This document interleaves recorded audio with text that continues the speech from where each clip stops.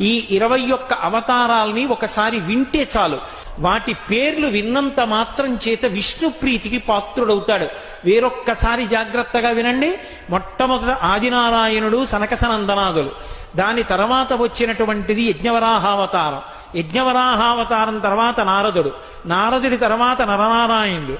నరనారాయణుల తర్వాత వచ్చినటువంటిది కపిలావతారం. కపిలావతారం తర్వాత దత్తాత్రేయావతారం.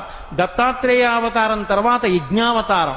యజ్ఞుని యొక్క అవతారం తర్వాత వృషభావతారం. వృషభావతారం తర్వాత వచ్చింది పృథుమహారాజు గారి అవతారం. పృథుమహారాజు గారి అవతారం తర్వాత వచ్చినటువంటి అవతారం మత్స్యావతారం. తర్వాత కూర్మావతారం. తర్వాత ధన్వంతరి. తర్వాత మోహిని. తర్వాత నరసింహుడు. తర్వాత వామనమూర్తి. తర్వాత పరశురాముడు. తర్వాత రాముడు. తర్వాత రామచంద్రమూర్తి. తర్వాత బలరాముడు. బలరాముడి తర్వాత కృష్ణ భగవానుడు. కృష్ణ భగవానుడి తర్వాత